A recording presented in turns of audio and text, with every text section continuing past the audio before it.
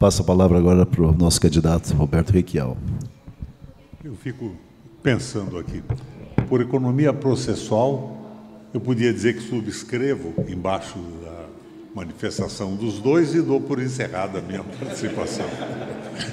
Mas não é bem assim. Eu sou candidato a prefeito de Curitiba. Eu tenho que pensar na cidade como um todo. Vou dar um exemplo que eu tenho repetido para vocês. Eu conheço o mundo. Eu até pouco tempo atrás era presidente do Parlamento Europeu Latino-Americano, presidente de 45 países na Europa. Minha sede era em Bruxelas, na Bélgica. Eu vi o que aconteceu com o desastre da Grécia, que deixou de ser um país. Eu vi o desastre da Alemanha, com o liberalismo econômico, o debacle da economia francesa. Eu acompanhei isso tudo. Mas eu resolvi voltar para Curitiba pelo apelo de alguns companheiros que me diziam que esse processo eleitoral estava se encaminhando para o ridículo. Falta absoluta de preparo, de conhecimento de políticas públicas, de entendimento do que é uma cidade. Uma cidade é uma máquina de morar. Você tem o comércio, você tem os empregos, você tem a saúde, você tem a educação, você tem a segurança pública. E esse pessoal praticamente participa do processo eleitoral nesse momento, numa negociata política. Vamos apoiar fulano, ciclano, nós estamos com o Bolsonaro, nós estamos com o Lula, nós estamos com a Lava Jato. Eu acho que não se trata nada disso, eu tenho uma visão um pouco diferente disso tudo. Eu fui prefeito da cidade. Eu até me admiro de vocês me convidarem para vir aqui e perguntar o que eu faria se fosse prefeito. Eu fui prefeito. A prática é o critério da verdade. Se eu não tivesse feito nada, o que eu poderia dizer para vocês aqui? Mas quero fundamentalmente dizer a vocês que eu faço uma comparação hoje de Curitiba com o Rio de Janeiro. Na minha opinião, opinião de quem conhece o mundo, o Rio de Janeiro é a cidade mais bonita do planeta. Do ponto de vista da natureza, não existe nada que seja tão extraordinário. Mas as administrações do Rio de Janeiro, federais e estaduais, se preocuparam com os bairros ricos e abandonaram a periferia. A periferia foi marginalizada de políticas de saúde, de políticas de segurança, de políticas de emprego, de políticas de educação, foram colocadas à margem do próprio processo civilizatório. Essa marginalização, por falta da ação do Estado, levou à marginalização das pessoas e abriu um espaço brutal para a marginalidade das pessoas e a organização das milícias, supostas milícias de segurança, suprindo o papel do Estado e se transformando numa força política em torno de tráfico de drogas, de ilegalidade de toda a natureza. Então, a minha preocupação maior, e nisto se insere de uma forma global a preocupação de vocês, é que Curitiba está se transformando no Rio de Janeiro. O abandono completo das periferias, que na minha visão tinham que existir bairros como aldeias. Os bairros de Curitiba são fantásticos. A cidade industrial tem 160 mil habitantes. Pensem vocês, não tem município no Paraná que tenha 160 mil habitantes, talvez 9 ou 10, e nós temos 390 e poucos municípios. O abandono total, a falta de escola, a falta de segurança, a falta do apoio social da prefeitura, de visão de emprego, e tudo se coloca de um ponto de vista de negócio, transformando a região metropolitana em alguns bairros como dormitórios. Isso leva a um excesso de utilização do trânsito e, a meu ver, esses bairros teriam que se transformar em aldeias. Você tem que morar num bairro, os teus filhos têm que ter a possibilidade de estudo de qualidade, escola integral, perto da sua casa. Você tem que ter um posto de saúde funcionando, mas tudo isso não acontece mais, porque veio a onda da privatização. Privatizaram agora a nossa Companhia Paranaense de Energia Elétrica. Eu acho isso de uma irracionalidade, de uma criminosidade sem limites. Para vocês terem ideia, eu, como presidente do Parlamento Europeu Latino-Americano, assisti a França estatizando tudo de novo, porque a privatização transformou estas grandes empresas em chupa-cabras da economia. Você entrega uma Copel para um grupo de investidores, de fundos de investimento, inclusive de paraísos fiscais, eles querem o quê? Dinheiro. Como é que você consegue dinheiro? Se a Copel fosse nossa, de nós dois, e nós quiséssemos ganhar dinheiro. Se aumenta a tarifa, diminui o investimento. E o aumento da tarifa prejudica a iniciativa privada do Estado inteiro. Isso fez a França estatizar de novo o seu sistema. O mesmo fez a Inglaterra, o mesmo fez a Alemanha, o mesmo fez a Espanha e o mesmo fez Portugal, porque essas coisas não dão certo. E a nossa prefeitura está neste rumo de privatização de tudo. Eu fui prefeito lá atrás. Eu lembro que disputei a eleição, por paradoxal que possa parecer a vocês, com um amigo, o Jaime Lerner. Nós éramos companheiros desde o período de universidade. Na política universitária, o Jaime era meu apoiador. Nós, apesar de termos um conflito político, éramos amigos pessoais. Ele almoçava na minha casa, saímos para comer num restaurante. A Fanny foi criada na casa do meu avô, ali na 7 de setembro, que era a esposa dele. Mas nós não tínhamos a mesma visão de cidade. Mas nós tínhamos uma qualidade que não existe mais nesta concorrência municipal e nas últimas magistraturas municipais. O Jaime era planejador urbano. Não sei se vocês são curitibanos tão antigos como eu, mas a Madame Garfunkel foi presidente da Aliança Francesa.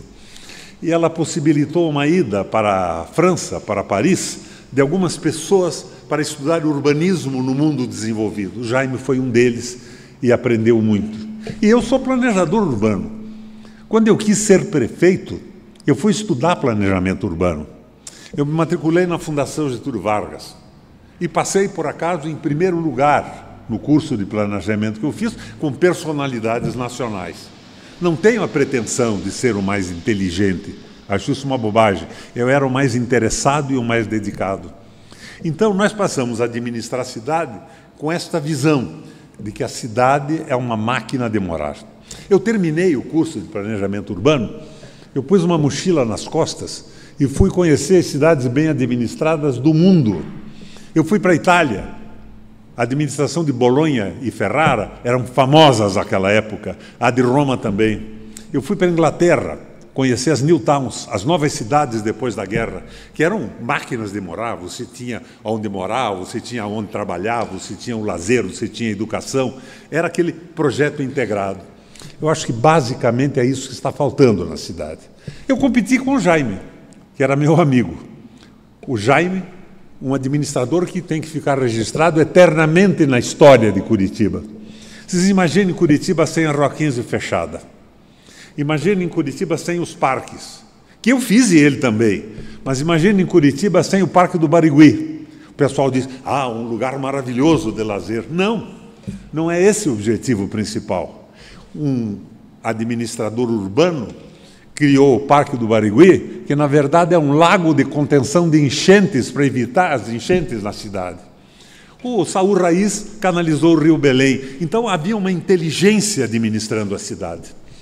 E eu, quando fui prefeito, criei as administrações regionais, com conselhos locais. Se me pergunta maneira de falar com a prefeitura diretamente, era o conselho de uma administração regional.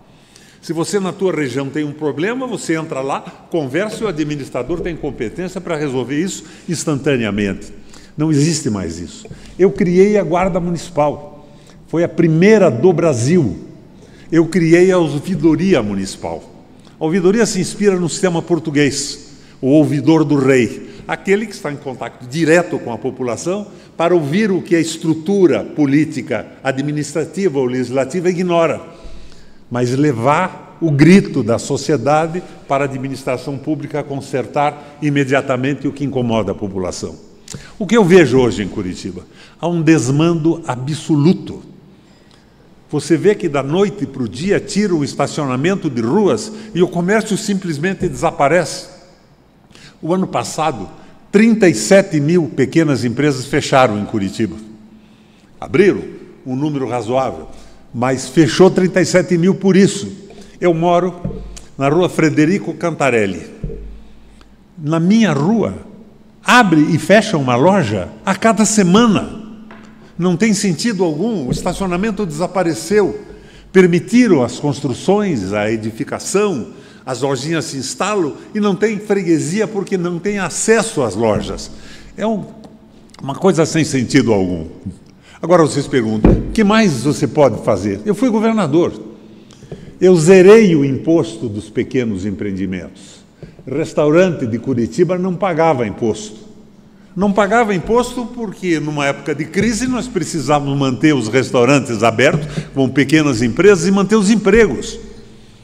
Eu estabeleci que a Copel passasse a fornecer aos paranaenses a tarifa mais baixa do Brasil. E no interior do estado, onde não havia emprego, não havia condição de sobrevivência, eu coloquei uma tarifa ainda mais baixa para as empresas continuarem abertas e não terem que demitir. Mas negociei isso.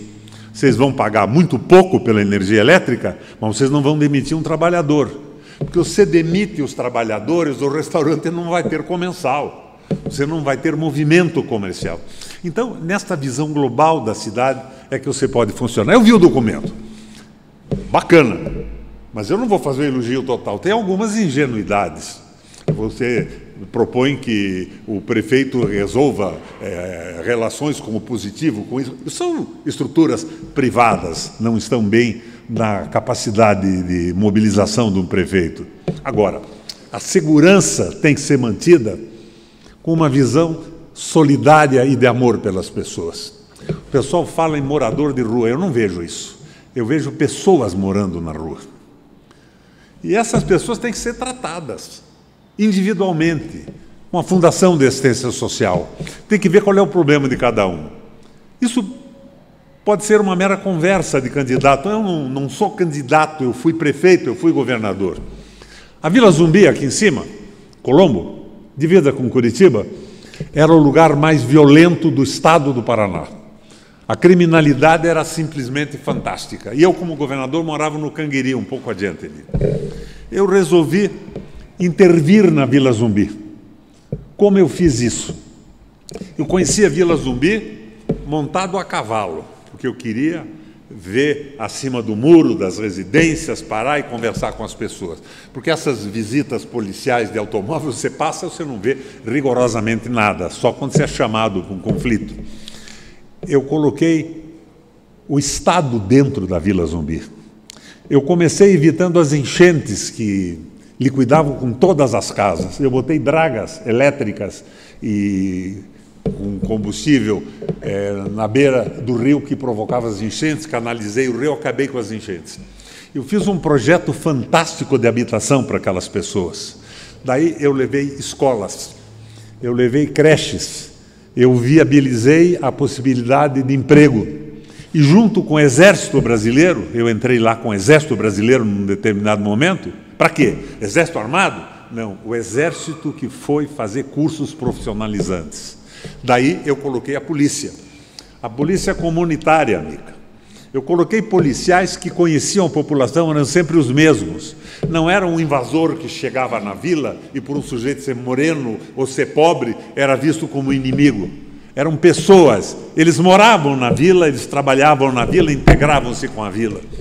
Então, eu digo sempre, uma noite que o Melquíades, sargento da Polícia Militar, no carro da Polícia Comunitária havia um menino de 14, 15 anos, encapuzado, você não sabia nem que idade ele podia ter, tropeçando na rua, ele não via o inimigo. Ele olhava e dizia: Mário, você é filho da Dona Maria, venha cá, entra no carro. Não era um bandido, não era o inimigo da polícia, era um sujeito que ele conhecia na vila. Punha o Mário no carro, batia na porta da Dona Maria e dizia: Dona Maria, seu filho de 14, 15 anos pode ser confundido com bandido. Não deixe esse menino sair para a balada essa hora da noite. Puxa a orelha dele, Dona Maria. Evitava o conflito. Então, a polícia tem que ser comunitária. E nos pontos fundamentais de pessoas, os famosos sem teto, que ficam à noite, você tem que trabalhar com um policiamento maior. Daí aparece um cara e diz, eu vou colocar 2 policiais em cada ônibus. São 1.200 ônibus em Curitiba. 2 policiais 24 horas por dia em cada ônibus é uma piada absolutamente sem graça. Mas você pode fazer o que nós fizemos lá atrás.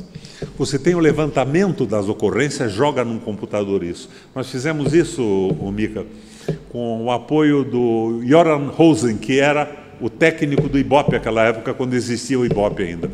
Você observa, então, a cada momento onde existem os conflitos maiores da cidade, de transigência com a moralidade. Daí você reforça o policial por zonas. Agora, o policiamento desses bairros e desses locais onde existe endemicamente o problema, tem que ser, como eu disse a vocês, polícias conhecendo o local, conhecendo as pessoas, tendo relação com os comerciantes. Não é uma polícia que invada um restaurante, não é uma polícia que chute uma pessoa na rua que desavisadamente passou mal vestida porque não tinha roupa para vestir. E não é a Polícia Municipal que vai fazer isso. Também a Polícia Municipal. Eu criei a Polícia Municipal para isso. Mas ela tem que ser preparada. O que eu fiz com a Polícia Militar do Paraná, minha gente? Vocês lembram disso?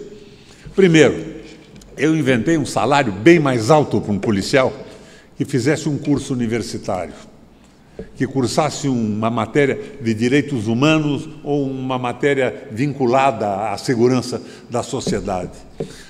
Não podemos ter como policial um sujeito com a síndrome da pequena autoridade, síndrome do porteiro.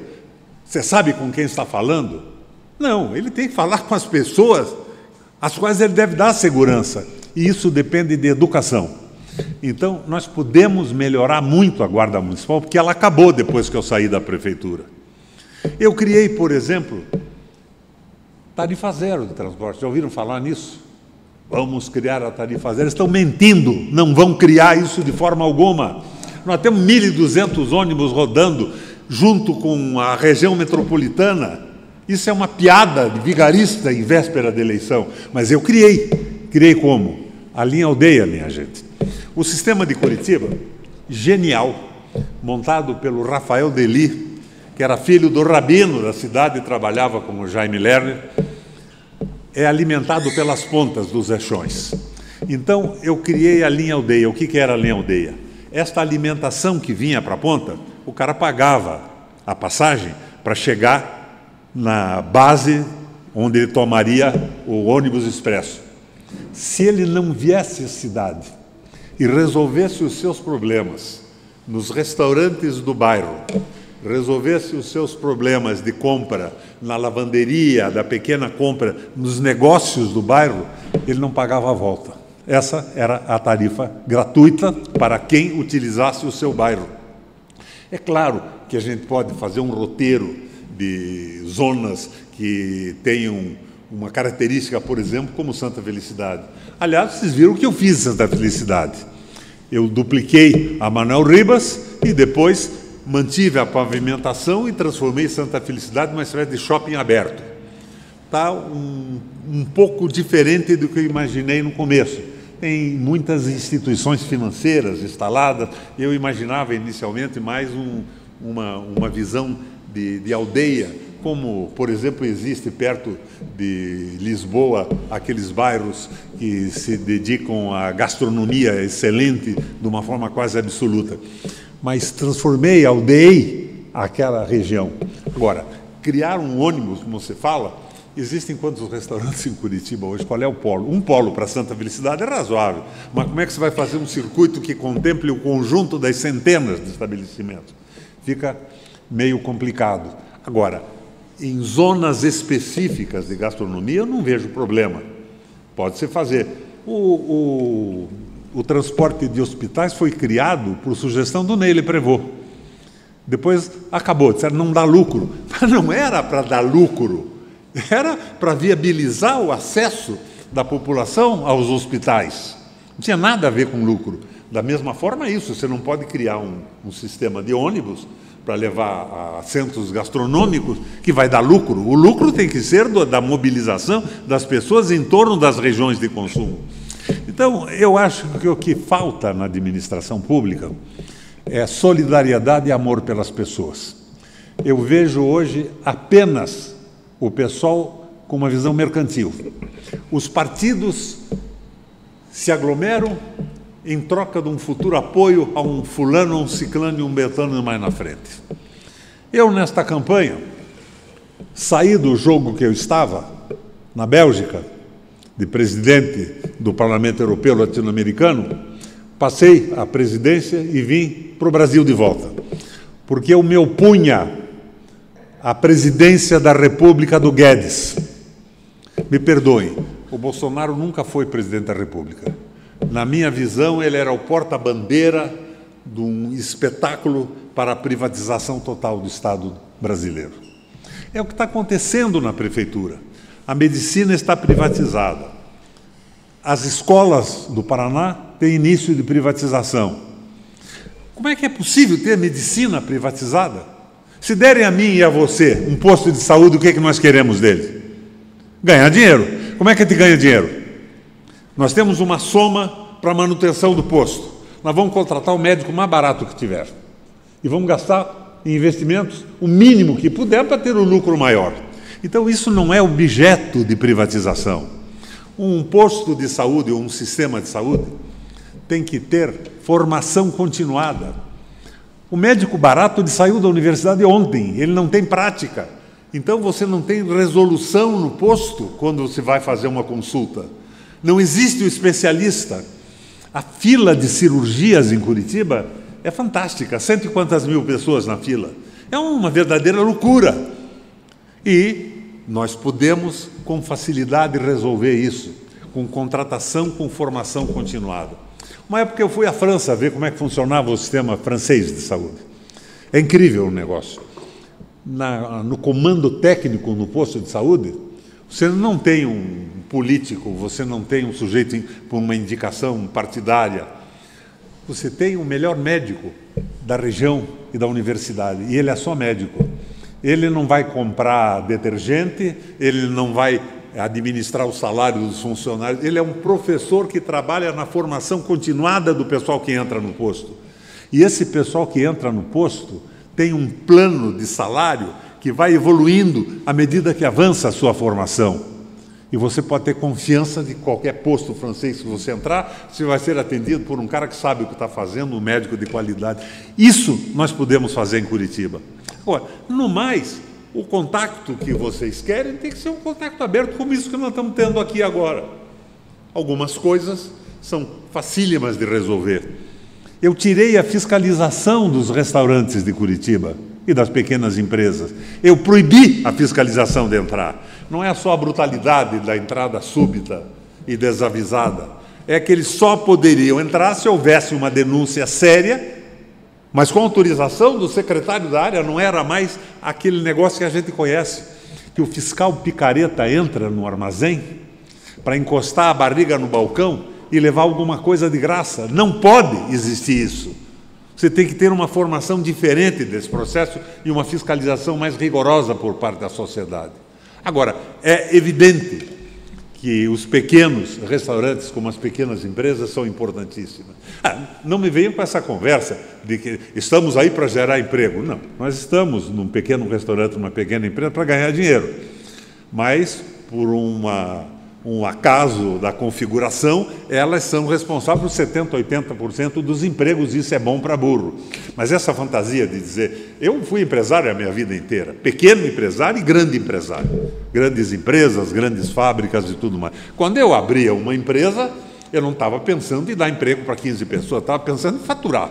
As pessoas vinham pela necessidade do trabalho. Agora, temos que garantir os direitos e tudo mais, mas isso não depende de legislação municipal. Depende da visão global da legislação brasileira, não é nem estadual. Mas eu acho que o contato é necessário. Ouvidoria, administrações regionais, portas abertas. Mas mais do que isso, para terminar, eu acho que quando você estabelece limites para dar um incentivo a uma pequena empresa, você não tem que submeter isso a um conselho municipal. O conselho do Estado, que dá isenção de imposto de circulação de mercadoria para algumas empresas no Paraná, pasmem os senhores, dá isenção de 17 bilhões de reais.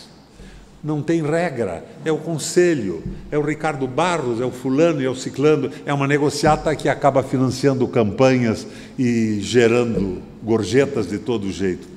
O conselho que eu fiz para pequenas empresas estava na internet. Você abria lá e via o que você tinha que fazer. Introduzia na internet, apertava um botão, você estava classificado, você não tinha que falar com ninguém. Você não tinha que procurar um vereador, um deputado federal, estadual, um senador. A coisa aberta, limpa e clara. Eu acho que isso a gente pode fazer com facilidade. Acabar com a politicagem, com os favores e favorecimentos para a categoria. Esses 17 bilhões não são para categorias, são para pessoas que puxaram o saco e fizeram um acerto com o Conselho. Ninguém sabe por quê, é secreto. Agora vejam bem, eu estou falando em 17 bilhões de reais. Que parece a vocês isso? 17 bilhões de reais de isenção fiscal. Aliás, pode ser mais esse ano, pode chegar a 19, 20 bilhões. Então isso tudo não tem cabimento. E é por isso que eu entrei nessa disputa. Com a experiência que eu tenho, fui prefeito. À época que eu fui prefeito, a minha oposição era a famosa direita brasileira, o liberalismo econômico. Mas mesmo assim, a Folha de São Paulo me deu a condição, nas suas pesquisas, de ser considerado o melhor prefeito do Brasil, porque eu abri tudo, porque funcionou, e a mesma coisa foi no Estado. Eu saí do Estado com 83% de aprovação. Eu perdi muito ponto na política quando eu resolvi que o golpe que estavam dando na Dilma e no PT era uma barbaridade do Guedes, de uma visão liberal econômica que eu via destruindo a Europa inteira. E eu assumi a frente do protesto. Nunca acreditei que o Guedes pudesse ser um comandante maravilhoso da economia brasileira. Se vocês abrirem a internet, vão ver que eu era um crítico da administração petista. Os meus discursos faziam a crítica econômica da perspectiva que eu tinha aprendido no Parlamento Europeu. Perdi voto, mas eu não faço política atrás de voto. E me incomoda muito pouco assumir cargos públicos, porque eu já fui praticamente tudo que eu podia ser. Eu fui 3 vezes governador, 2 vezes senador, eu fui presidente do Parlamento Europeu, eu tive escritório no Parlatino, no Panamá, eu estive presidindo também o Parlasul, com escritório em Montevidéu. Eu aprendi esse jogo todo, sei até onde a gente pode ir, e tenho só uma consciência verdadeira hoje. Nós só vamos mudar o jogo no Brasil quando a base pessoal dos brasileiros tiver consciência de como funciona a política, de como funciona a economia. Você assume um cargo, mas se você não tem um apoio mais aberto na Prefeitura, da Câmara de Vereadores, no Estado, da Assembleia Legislativa, no Governo Federal, do Congresso Nacional, você não vai a lugar algum ou não vai muito longe. O fundamental é esse tipo de discussão que vocês estão fazendo aqui. Por isso eu fiquei muito satisfeito pelo convite, vim e obrigado pela atenção e a tolerância que tiveram comigo até agora. Um abraço.